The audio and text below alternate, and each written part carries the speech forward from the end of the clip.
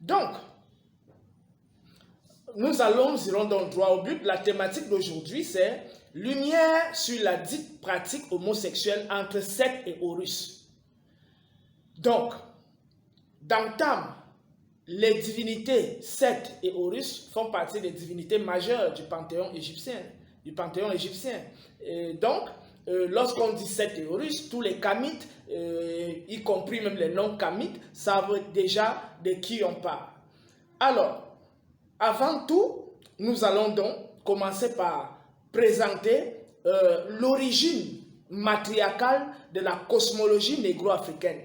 Donc, cette origine matriarcale va à l'encontre, est radicalement opposée à l'origine matriarcale de la cosmologie, notamment occidentale, sémite et tout ce que vous connaissez. Parce que vous voyez, leur vision du monde est basée sur la logique patriarcale.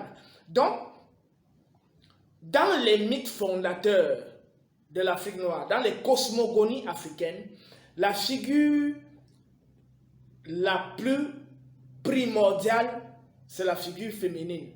Et cette figure est symbolisée sous forme de matrice, ou alors de champ vibratoire, ou alors d'océan vibratoire, qu'on appelle le Nun, ou Nenou, Nou, c'est-à-dire la source d'énergie, la source de force qui vibre perpétuellement et au sein de laquelle la lumière est en gestation. La matrice cosmique, la matrice de l'univers, au sein de laquelle l'univers est en gestation. Et on dit, Ra est sorti du Nun, Atum est sorti du Nun, Ta est sorti du Nun. Vous voyez, Osiris même, toutes ces figures, ces hypostases de la divinité majeure, inconnaissable, insondable, impalpable, invisible, nommée Amon. Parce que Amon, tout ce qu'on peut dire de lui, c'est ce qui émane de lui. Mais à partir du principe d'émanation, nous entrons dans la dimension vibratoire. Et une fois que nous sommes dans la dimension vibratoire, nous sommes dans ce qu'on appelle la matrice cosmique, c'est-à-dire l'océan d'énergie au sein duquel la lumière primordiale a émergé et à partir de laquelle lumière primordiale, toutes les formes ont surgi et toutes les figures, toutes les facettes que nous voyons de la réalité se sont manifestées. Donc pour dire que si la matrice de l'univers, puisqu'il y a même des textes des pyramides qui disent la mère du roi était enceinte avant que le ciel ne fût, avant que la terre ne fût, avant que les dieux ne furent, avant que ceci, avant que l'eau ne fût, avant que ceci. Donc, quand on dit la mère du roi, la mère et le roi c'est qui? C'est Ra, la lumière. Et donc c'est au sein donc de cette matrice de l'univers que la lumière se met donc en gestation pour surgir du Nun et irradier, illuminer donc les ténèbres de l'origine. Et il y a bel et bien un texte du livre de Sortir à la lumière, notamment le papyrus d'Ankhésénaset, où c'était une grande initiée du Nouvel Empire qui dit « Je suis la lumière du commencement. J'avance, j'ouvre les ténèbres et je rayonne et j'illumine sur la route du commencement. » Donc vous pouvez entrer en possession de ce texte. Je crois que c'est le livre de Sortir à la lumière, je crois chapitre 170. Je n'ai pas retenu le chapitre, mais c'est le papyrus de la prêtresse Ankhésénaset.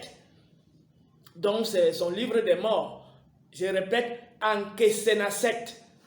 Anké, donc A-N-K-H-S-E-N-A-S-E-T. Ankhésénaset. Donc vous pouvez retrouver ce papyrus même sur le net. Et vous allez retrouver ce que je suis en train de dire. Même dans le livre des deux chemins, il est fait question d'une lumière qui jaillit des ténèbres et qui ouvre les ténèbres et qui illumine pour la première fois les ténèbres qui engloutissaient le tout. Donc, la première figure de la divinité est donc cette matrice de l'univers au sein de laquelle la lumière se met en gestation et finit par surgir pour illuminer donc les ténèbres. Ça, c'était important à noter. Nous allons donc évoluer en montrant donc que cette lumière qui jaillit là, cette lumière du commencement, est donc la force primordiale qui s'est mise en branle et qui a déployé ses rayons, et desquels rayons vont surgir toutes les formes de vie que nous allons observer sur la Terre. Ça, c'est la cosmogonie négro-africaine qui ne fait pas allusion à un Dieu le Père qui aurait dit que la lumière soit et que la lumière fut, et que lui-même il voguait au-dessus des eaux, son esprit voguait au-dessus des eaux, la terre était vide et informe. Non, il ne s'agit pas de ça. Dans la cosmogonie négro-africaine, il s'agit d'une matrice au sein de laquelle la lumière se met en gestation sous forme spiralée et finit donc par surgir et jaillir, irradier l'univers.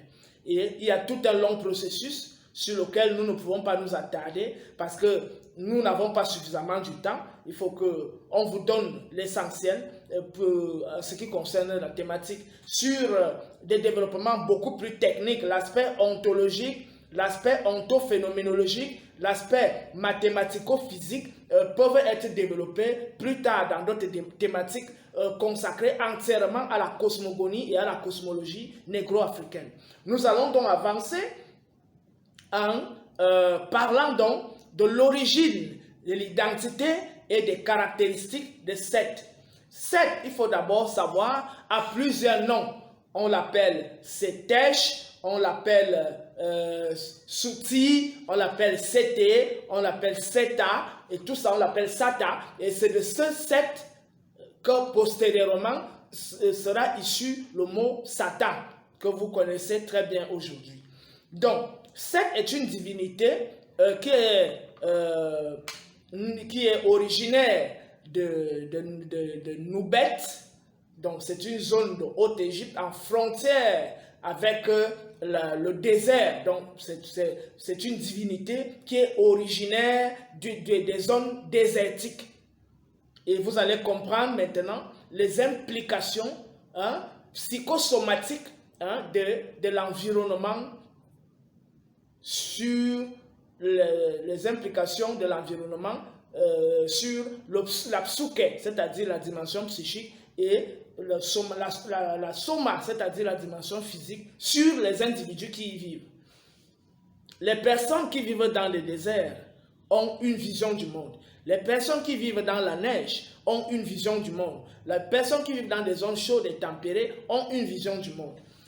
Donc, Seth est donc une divinité originaire de Noubet, de la zone de la Haute-Égypte, en frontière avec le désert arabique qu'on appelle Noubet.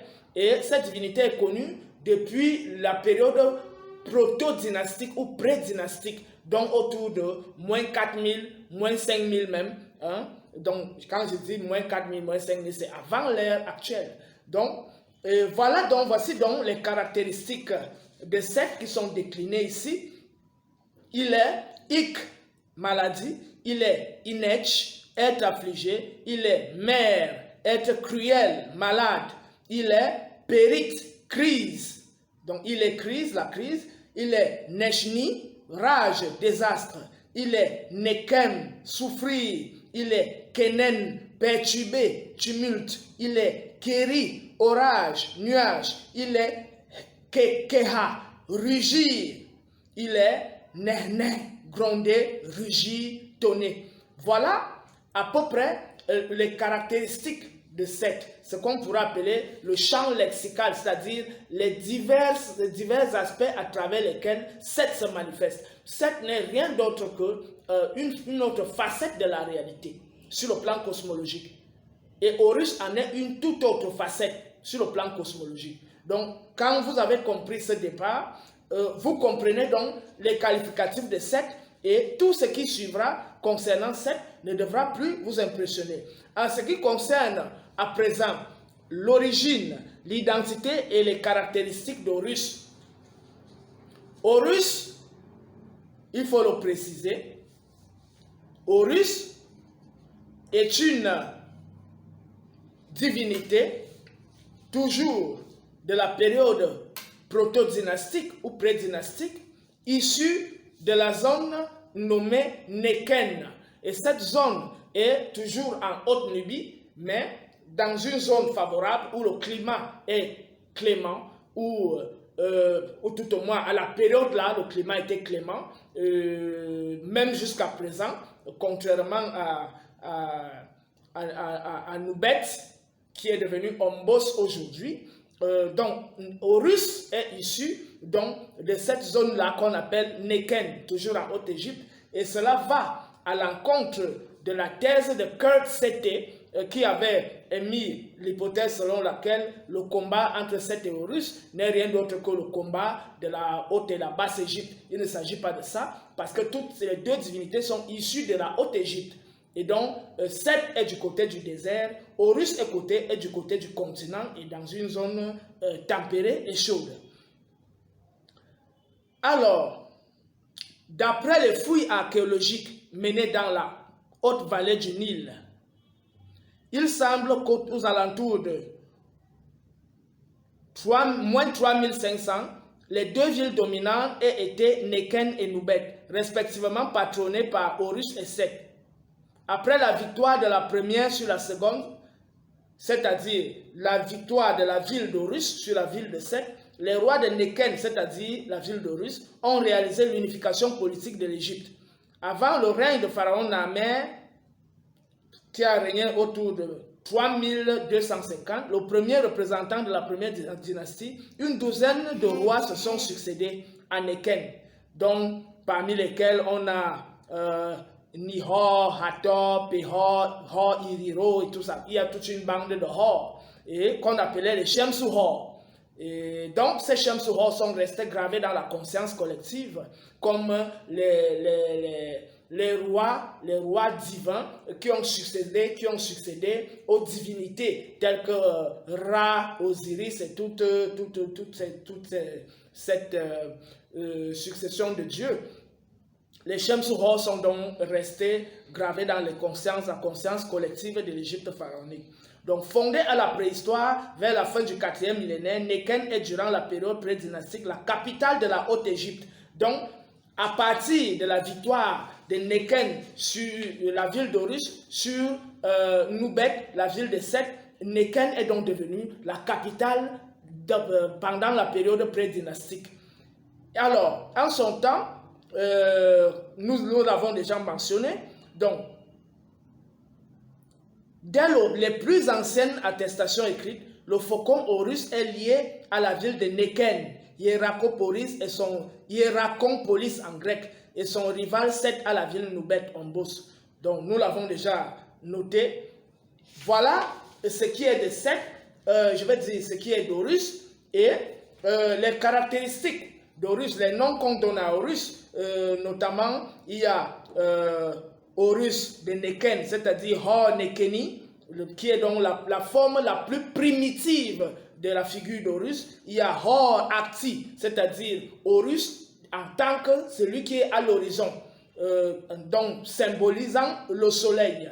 Donc à Edfou, on l'appelle Hor Behedeti, soleil et lait des temps primordiaux. Hein? Donc,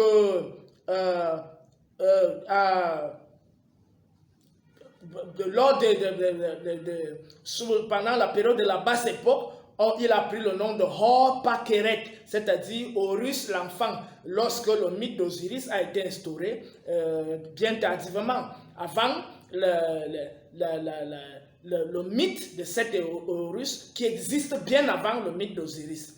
Donc, et puis, il y a Hor-Ur, c'est-à-dire Horus le Grand, comme Ombo, et les Shemsu-Hor, comme on venait de le nommer, étaient donc tout ce qui était donc à la suite d'Horus et qui ont revêtu les caractéristiques et les caractères d'Horus. Il faut préciser que le mot Hor ou Her signifie l'initié qui plane haut, l'initié qui plane dans les hautes sphères, celui qui voit au-dessus de tout.